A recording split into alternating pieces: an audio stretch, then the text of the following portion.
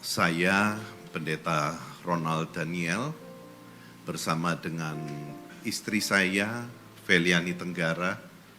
Kami adalah orang tua dari Rafael David Daniel, yang Bapak Ibu Saudara sekalian pasti sudah tahu beritanya.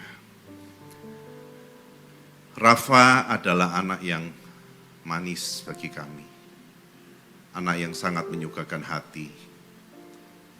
Rafa selalu berusaha menyenangkan semua orang, baik kami maupun juga kakak-kakaknya. Dia anak yang keempat, anak yang terakhir bagi kami, dan selalu menyenangkan. Tetapi kami sebagai orang tua tidak dapat melindungi dia 100%. Di luar rumah, dia mengalami hal yang kemudian menyebabkan dia depresi. Di tahun 2020, di masa pandemi, kami baru tahu bahwa dia menyimpan satu depresi yang berat. Dia dirawat oleh psikiater, Dr. Ivana Sayogo, yang sangat mengasihi kami dan mengasihi Rafa, dan menolak untuk menarik biaya sama sekali dalam perawatan itu. Rafa kemudian kelihatan makin pulih, tetapi memang belum sepenuhnya pulih. Dia yang asalnya ceria, yang asalnya gembira, suka banyak bicara, menjadi pendiam dan sensitif. Ketika dia kuliah dengan begitu banyak kegiatan dan prestasinya baik, kami tidak menduga sama sekali kejadian ini akan terjadi. Rafa tidak pamit dan tidak pesan apapun kepada kami berdua. Ketika hal itu terjadi, malam harinya kami masih mesbah keluarga bareng. Bapak Ibu, kehilangan ini adalah satu pukulan yang sangat berat bagi kami. Tetapi membuat saya belajar untuk mengerti bagaimana hati seorang bapa kehilangan ketika Kristus harus mati demi dosa-dosa kita. Ini pada awalnya terasa terlalu berat. Tetapi saya sejak dengar berita itu dan saya meraung-raung dalam kesedihan dan bertanya-tanya, kenapa Rafa, kenapa kamu enggak pulang untuk kumpul dengan papi mami dan mengadukan apa masalah yang sedang kamu hadapi. Tetapi Tuhan menguatkan saya bahwa saya satu pesan yang jelas, kamu harus tetap hidup demi istri dan ketiga anak yang lain, Jordan, Evander, dan Gabriela. Dan itu membuat saya berusaha untuk menerima semua ini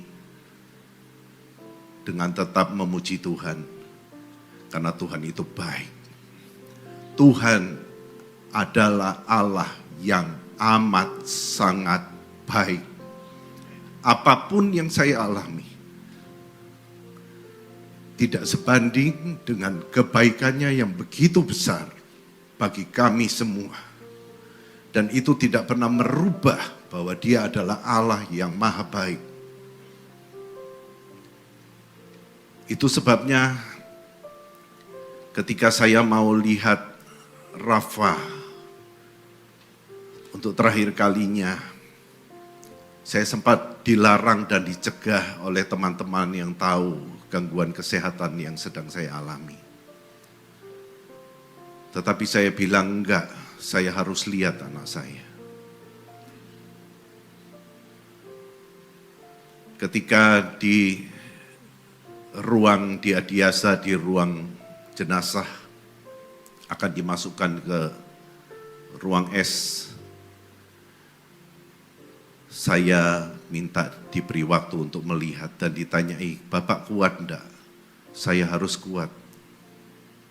Dia anak saya." Dan kemudian saya maksa melihat wajahnya. Wajah itu hancur, Bapak Ibu. Tetapi saya mencium dahinya, meskipun mereka menahan saya maksa, saya cium dahinya. Saya rangkul Rafa.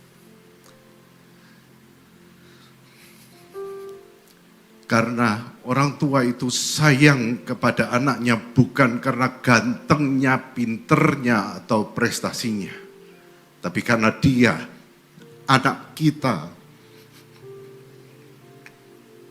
Saya terima semua kondisi yang paling buruk sekalipun karena Rafael, anak saya. Saya terima juga kalau ada yang menghujat, mencaci maki pendeta anaknya bunuh diri. Saya terima semua, saya telan.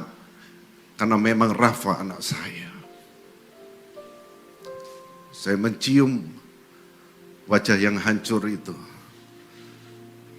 Dengan mengatakan, "Papi cinta, papi sayang kamu selama-lamanya.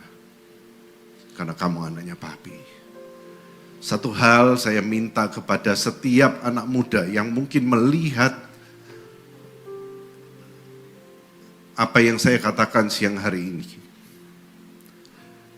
Please, apapun kondisimu, seberapa jelek prestasimu, Rafa berprestasi baik, tapi kalau ada yang berprestasi kurang, mungkin merasa kurang bisa membahagiakan orang tua, please pulanglah. Karena orang tuamu lebih suka disusahkan daripada ditinggalkan. Kami tidak punya anak hanya untuk menyenangkan hati kami. Kami tidak punya anak untuk memuaskan ego kami. Tapi kami tersedia untuk melayani dan mengasihi mereka. Jadi please anak-anak, kalian harus pulang ketika punya masalah. Bicaralah dengan orang tuamu. Dan para orang tua, ayolah kita hidupkan untuk anak-anak kita. Sediakan waktu. Enggak ada yang lebih penting daripada anak-anak kita dalam hidup kita. Anda enggak perlu merasakan kehilangan seperti saya. Biarlah kiranya setelah ini jangan ada lagi kejadian seperti ini. Jangan ada lagi orang tua yang harus kehilangan anaknya. Jangan lagi ada anak-anak yang tersakiti. Dan jangan lagi ada anak-anak yang suka menyakiti temannya hanya karena iri hati, hanya karena kebencian, hanya karena punya masalah dengan orang lain.